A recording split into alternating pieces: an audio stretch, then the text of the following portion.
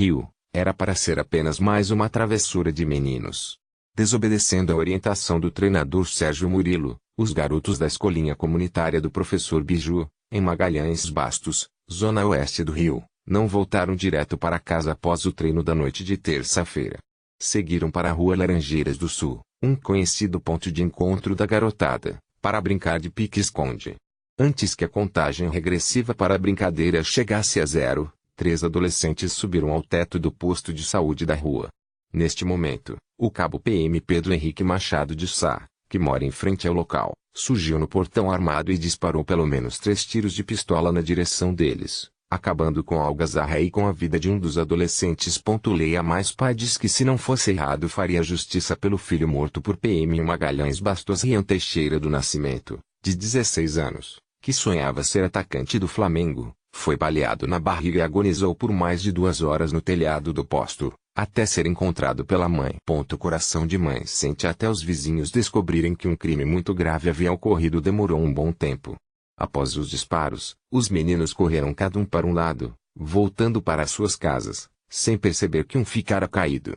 Eles não contaram aos pais o que havia ocorrido, mas, depois que a mãe de Rian, Érica, começou a telefonar de casa em casa procurando pelo filho, a história veio à tona. Ao baterem na casa do professor Biju, o filho dele, que também participara da brincadeira, contou ao pai sobre os disparos. Coração de mãe sente. Ela estava muito aflita e, ao saber da história, começou a dizer que o filho deveria estar no telhado. Neste momento, ela pareceu ter certeza, disse Biju. Rian foi retirado do telhado ainda com vida, mas morreu à espera da ambulância. À medida que os amigos de aventura iam sabendo de sua morte, um grande sofrimento foi tomando conta de todos. Ele deve ter ficado sem forças para pedir ajuda. Ninguém ouviu nada. Um dos colegas voltou ao local, alguns minutos depois da confusão, para pegar o chinelo que ficou para trás na fuga. Mas não sabia que Rian estava ali, no telhado. Ninguém sabia, contou C, de 18 anos, que fugiu dos tiros, mas voltou em seguida para ajudar um outro colega, que chegou a ser capturado pelo policial em fúria. A gente chamou o pai de outro menino para provar que a gente só estava brincando, que não estava fazendo nada de errado, contou o amigo, para depois concluir, se ele queria assustar a gente, era só gritar ou até atirar para o alto. Não precisava atirar na gente. Uma equipe da Delegacia de Homicídios DH da capital foi ao local e, depois de ouvir testemunhas, localizou a residência do cabo. Ao receber voz de prisão, o policial confirmou ter feito os disparos e alegou que os adolescentes estavam fazendo uma algazarra em frente à sua residência. De acordo com a Polícia Civil, o preso atirou contra as vítimas e outros 2 adolescentes por motivo fútil ao se aborrecer com o barulho feito por eles.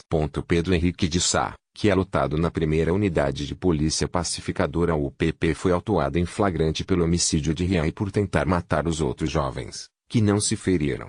Polícia Civil destacou, ainda, que foram ouvidas 5 testemunhas que apontaram, em uníssono, Pedro Henrique como autor dos delitos imputados. Ontem, enquanto aguardava a liberação do corpo do filho, Alberto da Silva do Nascimento contou que a mãe de Rian ligou por volta de 22h40 metros, preocupada com a demora do menino. Rian passou a viver com ela há uns 5 meses, depois que eu perdi o emprego.